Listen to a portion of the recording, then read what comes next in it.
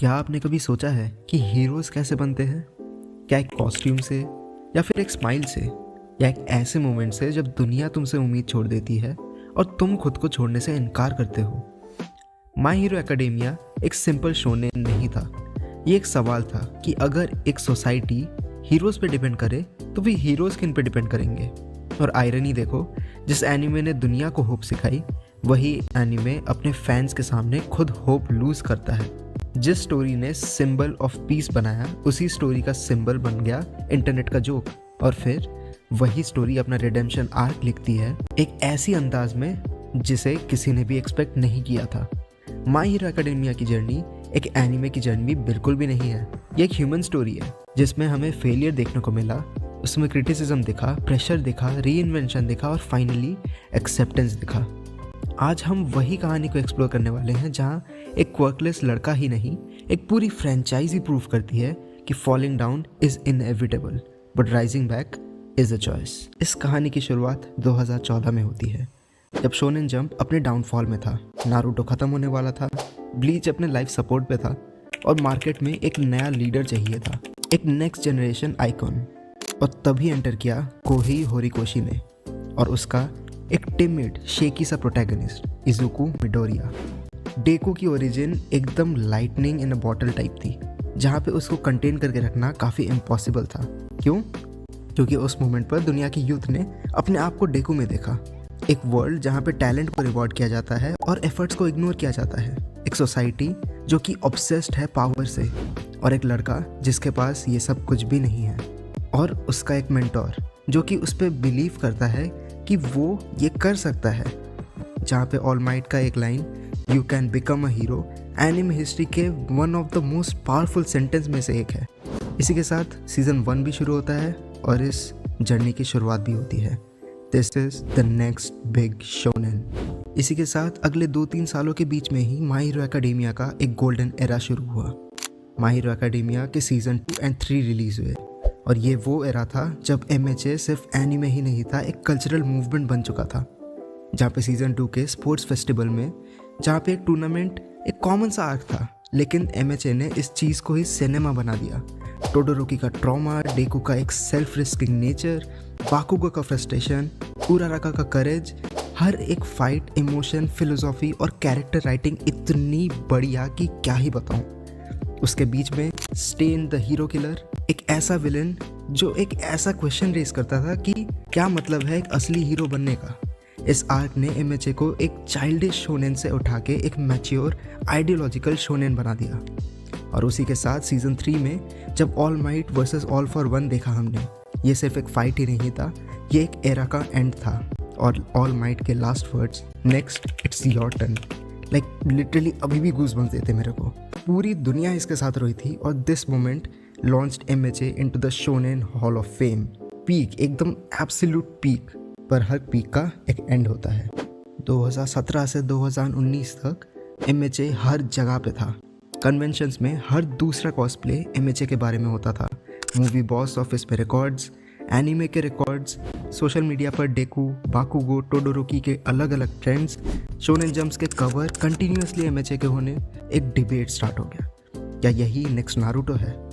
Even studios line up कर रहे थे इसके फाइट सीन्स को एनिमेट करने के लिए। बोन्स ने अपने बेस्ट एनिमेटर्स एलोकेट कर दिए और at this point MHA was shonen's future. But जब फ्यूचर ब्राइट होता है, शैडोज भी उतनी ही बड़ी होती है और इस शैडो का नाम था इसके राइवल्स। एक वक्त था जब MHA मार्केट को लीड कर रहा था, लेकिन तभी attack on Titan the monster returns, AOT के सीजन 4 ने एनिमे के टोन, नैरेटिव, ब्रूटैलिटी सबको रीडिफाइन कर दिया था और MHA सडनली लाइटर फेल्ट होने लगा। उसी के साथ मार्केट में इतने सारे अलग अलग न्यू जेन एनिमेज आने लगे जो MHA को काफ़ी ज़्यादा टक्कर देने लगे, जैसे jujutsu Kaisen, demon slayer, chainsaw man. और यहाँ पे ऑडियंस के टेस्ट में धीरे धीरे चेंज शिफ्ट होने लगा। उन्हें डार्क थीम्स चाहिए थी, मॉरल एम्बिग्विटी चाहिए थी, नैरेटिव अनप्रेडिक्टेबल होना चाहिए था। पर MHA अभी भी बहुत स्कूल सेटिंग, एग्जाम्स, ट्रेनिंग, यही सब आर्क में बिजी था। फैंडम ने फील करना शुरू किया कि may be MHA is falling behind. और यहाँ से शुरू हुआ MHA का डाउनफॉल।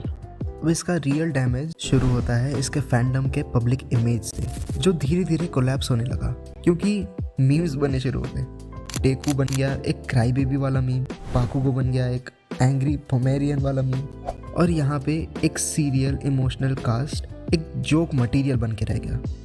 यहाँ पे शिपिंग वॉर्स होने शुरू हो गए, जहाँ पे ट्विटर पे टॉक्सिक फैंडम्स ने एमएचए का रेप्यूटेशन बिल्कुल ही स्पॉइल कर दिया। ओवर हाइपिंग और ओवर क्रिटिसाइजिंग, कुछ फैंस ने एमएचए को greatest shonen ever he declare कर दिया। मतलब क्या ही बोलूँ। दूसरे लोगों ने हेट करना स्टार्ट कर दिया ये पूरा चीज़, और एमएचए का रेप्यूटेशन बिल्कुल ही पोलराइज्ड हो गया। नेक्स्ट आता है इसके एनिमे के विलेंस। लाइक यहाँ पे मांगा में जो पूरा माई विलन एकेडेमिया वाला आर्क है वो काफ़ी डार्क, फिलोसॉफिकल और विलन साइकोलॉजी का बिल्कुल ही मास्टर क्लास है। लेकिन एनीमे में ये बिल्कुल ही रश्ड, एपिसोड्स में कट्स, टोन का एकदम लाइट कर देना बिल्कुल भी फैंस को पसंद नहीं आया, और क्रिटिक्स भी काफ़ी ज़्यादा डिसअपॉइंट हुए थे। ये पूरा मोमेंट एओटी का बेसमेंट रिवील वाला मोमेंट होना चाहिए था, लेकिन इस चीज़ को पूरी तरह स्पॉइल कर दिया गया और ये काफ़ी ज़्यादा फॉरगेटेबल बन गया।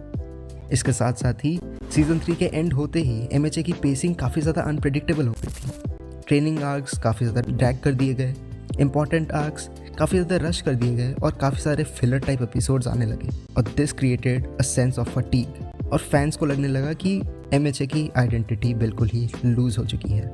इवन मांगा जो कि इसका अच्छा चल रहा था वो भी काफ़ी ज़्यादा क्रिटिसिज्म फेस करने लगा, क्योंकि वॉर आर्क के बीच में सडनली टोन्स शिफ्ट होने लगते हैं, साइड कैरेक्टर्स पे अननेसेसरीली फोकस किया जाता है। डेकू की हीरो जर्नी जो कि ये पूरी स्टोरी का हार्ट था, उस चीज़ को ओवरशैडो कर दिया जाता है।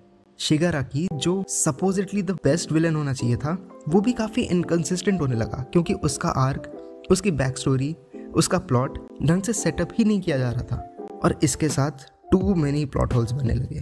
रीडर्स काफ़ी ज़्यादा कंफ्यूज होने लगे, एग्जॉस्ट होने लगे और ओवरवेल्म होने लगे। मांगा ने कहा कि ये आर्क ज़रूरी थे, बट फैंस के लिए वो पेसिंग ही इतना खराब था कि क्या ही बोलूं। और यहाँ से मार्केट मूव ऑन होने लगा।